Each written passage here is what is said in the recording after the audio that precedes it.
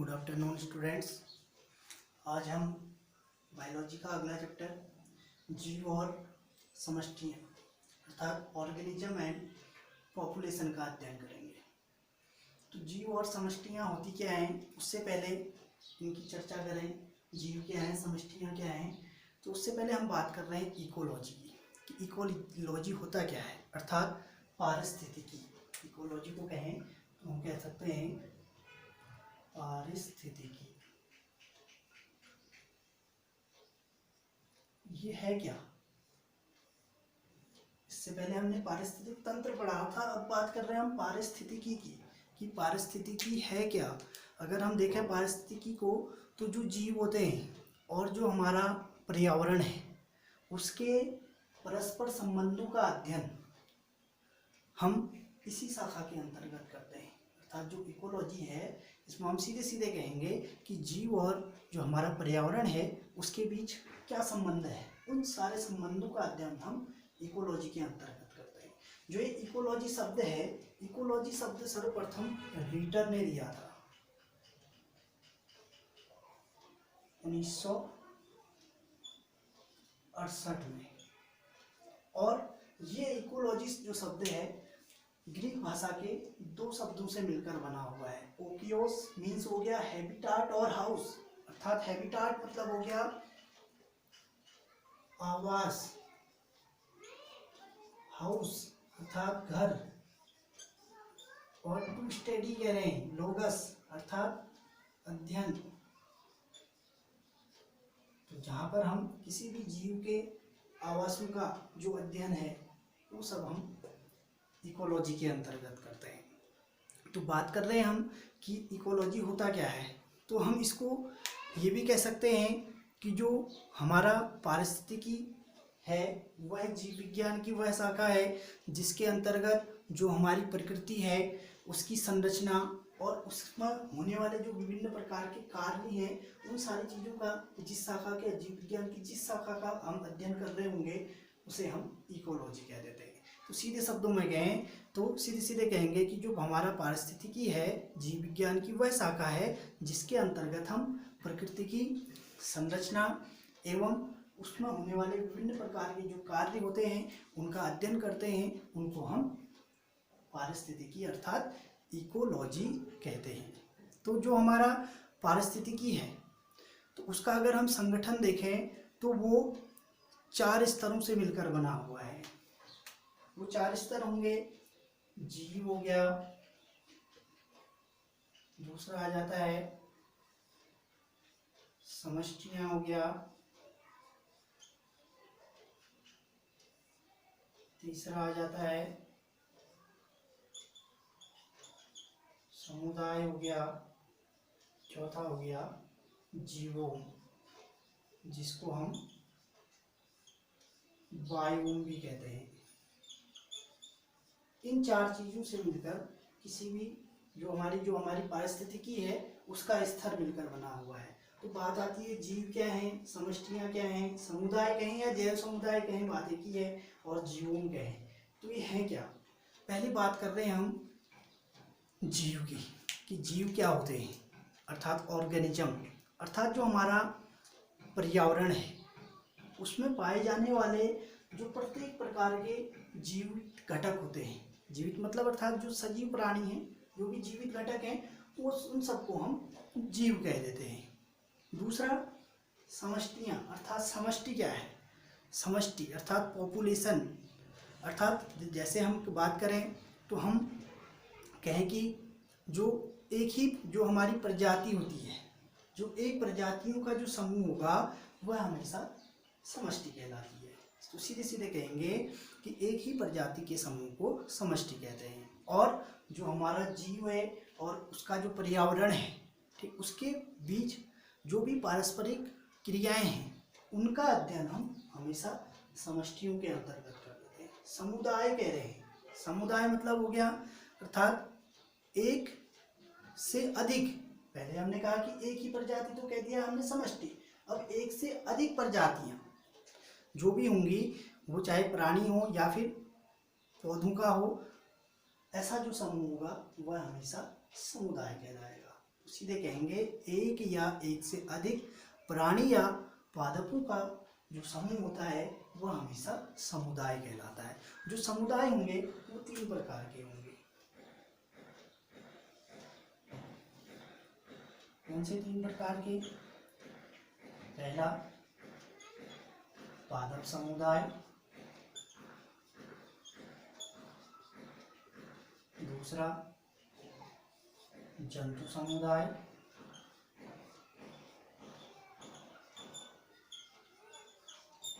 और तीसरा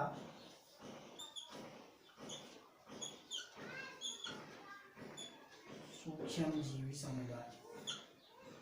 पादप समुदाय अर्थात छोटे छोटे जो पादप हैं या जो भी हर्बीवोर्स हैं, जो भी हम कहेंगे कि जो भी हर्ब हैं, छोटी छोटी झाड़ियों से लेकर के बड़े बड़े पेड़, वो सब पादप समुदाय के अंतर्गत आ जाएंगे। जंतु छोटे छोटे जीवों से लेकर के बड़े जीव तक के जो भी जंतु होंगे वो जंतु समुदाय के अंतर्गत। सूक्ष्म जीव कवक हैं, शैवाल हैं, इन सब का अध्ययन हम सूक्ष्म जीवी समुदाय के अंतर्गत कर लेते हैं। ये 3 समुदाय हैं। उसकी बात आ रही है कि जीवोम क्या है। अगर हम बात करें जीवोम, या मैंने कहा कि बायोम, ये सब तो बहुत बार हम इसमें टपते हैं कि बायोम क्या है या जीवोम क्या है। तो अगर देखें तो जो जीवोम है, जो हमारी प्रकृति है, उसमें अनेक प्रकार के जो जैविक समुदाय पाए जा रहे हैं, वो साथ साथ रहते हैं और एक ही क्षेत्र की समान जलवायु में निवास करते हैं।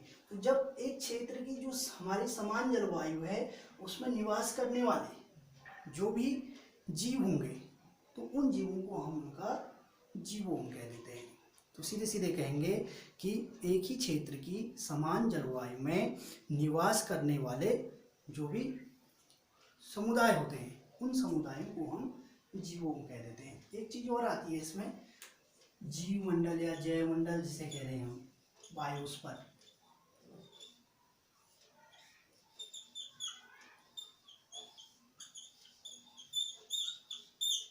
बायोस्फीयर क्या है? अगर हम बात करें जीव मंडल, तो जो हमारी जो पृथ्वी है वह बहुत बड़े भूभाग में फैली हुई है और जहाँ पर हम इस पारिस्थितिकी का अध्ययन कर रहे हैं, जिस क्षेत्र में हम इस पारिस्थितिकी का अध्ययन कर रहे हैं उसको हम उसका जीवमंडल कह देते हैं। तो सीधे सीधे कहें तो जो हमारी पृथ्वी है, पृथ्वी पर फैले हुए जो भी वृहद प्रकार के या बड़े बड़े जो भी भूमंडल की सीमाएं हैं, जहाँ तक हम पारिस्थितिक जो हमारा पारिस्थितिक तंत्र है वह संचालित हो रहा है या जहाँ पर हम इस पारिस्थितिकी का अध्ययन कर रहे हैं वह उसका जीवमंडल या फिर जैव मंडल कहलाता है। फिर इससे पहले हमने बात करी थी कि जीव और इसका पर्यावरण कैसा होता है, इससे पहले चैप्टर में बात करी थी। वहाँ पर हमने जैविक घटकों की भी बात करी थी और अजैविक घटकों की भी बात करी थी। जैविक घटकों में हम बात कर रहे थे क्या कहते हैं, उत्पादकों की, उपभोक्ताओं की, और उसके बाद उपभोक्ताओं को भी हमने बांटा था और उसके बाद अपघटनकर्ताओं की बात करी थी हमने जैविक घटक में। और जबकि जो अजैविक घटक थे, अजैविक घटकों के अंतर्गत हम तापमान हो गया, जल हो गया, प्रकाश हो गया, मिट्टी हो गई, वहाँ पर पाई जाने जिस प्रकार की जो भी मृदा थी, इन सब कारकों का अध्ययन हम अजैविक कारकों के अंतर्गत कर रहे थे। तो बात आती है कि ये जो अजैविक कारक हैं, ये अजैविक कारक किस प्रकार की अनुक्रियाएं करते हैं। अजैविक कारकों की अनुक्रियाएं, अर्थात जो जीव हैं वो अजैविक कारक के प्रति कैसी क्रियाएं करते हैं। अगर उसकी हम बात करें तो जो हमारे अजैविक कारक हैं तो उसमें देखें हम तो जो हमारा पारिस्थितिक तंत्र है, अर्थात जो हमारा पारिस्थितिकी है वह स्थायी, मतलब उसने अपना जो पर्यावरण है वह स्थायी रूप से विकसित कर लिया है। और ये जो आंतरिक पर्यावरण है, इसका जो आंतरिक पर्यावरण होगा वो सारे जो हमारी जैविक या फिर रासायनिक होने वाली जो भी क्रियाएं होती हैं, उन जैविक और रासायनिक क्रियाओं में ये संपूर्ण रूप से भाग लेता है। इसमें जो पहली चीज़ आती है कि इन परिस्थितियों में, अर्थात जो अजैविक कारक की जो परिस्थितियां हैं, कि इन अजैविक कारकों की परिस्थितियों पर जीव कैसे रहते हैं, अर्थात कैसे इनके प्रतिक्रियाएं करते हैं, उसमें जो पहला टॉपिक आ रहा है वह आ रहा है समस्थापन। अगर हम समस्थापन की बात करें तो हमने देखा होगा कि जो लाखों वर्ष के दौरान जो अनेक प्रकार की प्रजातियां थी, वह उसने जो अपना पर्यावरण है वह विकसित कर लिया है, अर्थात आंतरिक रूप से या अधिक स्थायी रूप से उसने अपना आंतरिक जो पर्यावरण है वह विकसित कर लिया है। यह जो आंतरिक पर्यावरण होता है वो सारे जैव रासायनिक अभिक्रियाओं और उन पर होने वाले जो भी कार्य होते हैं या उनकी जो कार्यकी होती है, उन कार्यों से ये संपन्न होती है। यह निरंतरता जो हमारा शरीर है, तो उस शरीर का तापमान और शरीर में पाए जाने वाले जो भी तरल पदार्थ हैं, ऐसे ही जो भी वहाँ पर होने वाली पारस्परिक अनुक्रियाएं हैं, उनसे संपन्न होती हैं।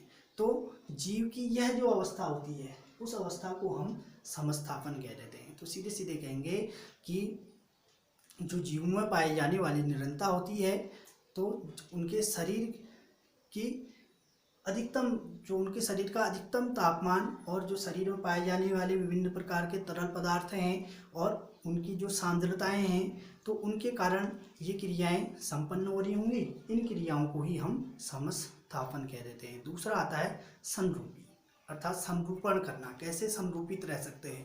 तो अगर हम किसी भी जीव की बात करें, जैसे हमने देखा होगा कि जो जलीय जीव होते हैं, कुछ जलीय जीव हम तैरते हुए देख लेते हैं, कुछ क्या होते हैं, कुछ जीव जो जल है, जल के तले में निवास करते हैं।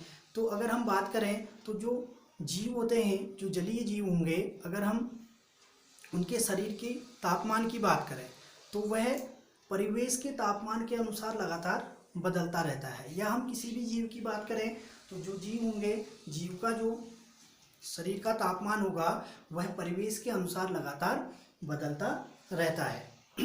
और जैसे अगर मैंने अभी बताया कि जो जलीय प्राणी है, तो जलीय प्राणी का जो शरीर है वह कम प्रासरणीय सांद्रता से, जल की जो प्रासरण सांद्रता है उसके अनुसार जो जलीय जीव होते हैं उनका शरीर उस सांद्रता के अनुसार बदलता रहता है। तो ये जो घटना होती है, इस घटना को हम समरूपी कह देते हैं। दूसरा आता है माइग्रेशन, अर्थात प्रवासी या फिर प्रवास करना। प्रवास किसे कहते हैं? जैसे हमने देखा होगा कि जो जीव होते हैं, कुछ जीव ठंडे में रहना पसंद करते हैं, कुछ जीव गर्म माहौल में रहना पसंद करते हैं। तो हम कह सकते हैं कि जो भी जीव होते हैं, जीव कभी भी दबावपूर्ण आवास में अस्थायी रूप से नहीं रहते हैं। अर्थात सीधे सीधे कहें तो लगातार जो जहाँ पर दबाव क्षेत्र पाया जा रहा होगा वहाँ पर जीव निवास नहीं करते हैं। तो जो दबाव भरी अवधि होती है उसको खत्म होने के लिए, अर्थात दबाव जब उन पर कोई, जैसे मैंने भी बात करी कि कोई भी जीव है, कुछ जीव ऐसे होते हैं या कुछ पक्षी ले लो, कोई भी जीव की अगर हम बात करें, कुछ जीव ठंडे माहौल में रहना पसंद करते हैं, अर्थात जहाँ ठंडा बहुत ज़्यादा हो, और कुछ जीव क्या होते हैं गर्म माहौल में, अर्थात जहाँ गर्मी ज़्यादा पाई जा रही हो उस क्षेत्र की ओर रहना पसंद करते हैं। तो हमने देखा होगा कि जब अगर एक क्षेत्र विशेष पर बहुत अधिक ठंडा हो जा रहा है और वह जीव गर्म माहौल में अनुकूलित है, तो वह उस क्षेत्र से माइग्रेट हो जाता है, अर्थात वहाँ से गर्म इलाकों की ओर जाना शुरू कर देता है। और कुछ जीव ऐसे होते हैं जो ठंडे में रहना पसंद करते हैं, तो वो गर्म से ठंडे इलाकों की ओर जाना पसंद करते हैं। अर्थात सीधे सीधे कहें तो दबाव भरी जिंदगी जीना पसंद नहीं करते हैं। तो सीधे सीधे कहेंगे कि जो जीव होते हैं, जीव दबावपूर्ण अवस्था से अस्थायी रूप से अधिक अनुकूलतम क्षेत्र की ओर चले जाते हैं, और दबाव भरी जो अवधि होती है वह जब खत्म हो जाती है, तो खत्म हो जाने के बाद दोबारा से फिर से अपने पुराने क्षेत्र की ओर वापस आ जाते हैं। तो ये जो भी क्रियाकलाप होते हैं, इन क्रियाकलापों को ही हम प्रवास, अर्थात माइग्रेंट्स या फिर प्रवास करना, माइग्रेशन कह देते हैं। फिर उसके बाद आता है अनुकूलन, कि अनुकूलन क्या है। अगर हम अनुकूलन की बात करें, एडेप्टेशन, तो हमने देखा होगा कि जो ऊँट है, छोटी छोटी क्लासों में भी, छोटी कक्षाओं में भी हमने पढ़ा है कि ऊँट के पैर गद्दीदार क्यों होते हैं, या ऊँट को हम रेगिस्तान का जहाज क्यों कहते हैं, या फिर तुमने देखा होगा कि वह बहुत सारा जो जल है उसको संचित कर लेता है, क्यों, इसके कारण हमने छोटी क्लासों में पढ़े हैं, अर्थात वही अनुकूलन है। अर्थात सीधे सीधे बात करें तो जो हमारी विशिष्ट प्रकार की जो भी जलवायु है उस पर पाए जाने वाले विभिन्न प्रकार के जो जीव जंतु होते हैं वे लंबे समय तक उस वातावरण में रहने के लिए कुछ ऐसे लक्षणों का विकास करते हैं जिसके कारण वे जीवधारी जीवित बने रहते हैं। तो यह जो प्रक्रिया होगी, यह प्रक्रिया ही अनुकूलन कहलाती है। या हम ऐसे भी कह सकते हैं कि किसी भी जीव का ऐसा गुण जो अपने आवास में जीवित बने रहने व उसको जनन करने योग्य बनाता है, तो वह प्रक्रिया उसका अनुकूलन कहलाती है। जैसे अभी बताया मैंने तुम्हें एग्जाम्पल कि ऊँट हो गया, उसको हम रेगिस्तान का जहाज भी कहते हैं, या ऊँट के पैर गद्दीदार होते हैं, या ऐसे ही हम बात करें जो मरुस्थलीय पादप होते हैं तो उन पर भी एक विशेष प्रकार की मोटी उपत्वचाएँ पाई जाती हैं, और साथ ही साथ जो उनके रंध्र होते हैं वह धसे हुए रहते हैं, और ये रंध्र या फिर जो मोटी त्वचाएँ होती हैं ये वाष्पोत्सर्जन की जो क्रिया होती है उसके द्वारा जो जल बनेगा, वाष्पोत्सर्जन की क्रिया के द्वारा उस जल की हानि को कम होने देते हैं। तो यह प्रक्रिया उसका अनुकूलन का उदाहरण हम समझ सकते हैं।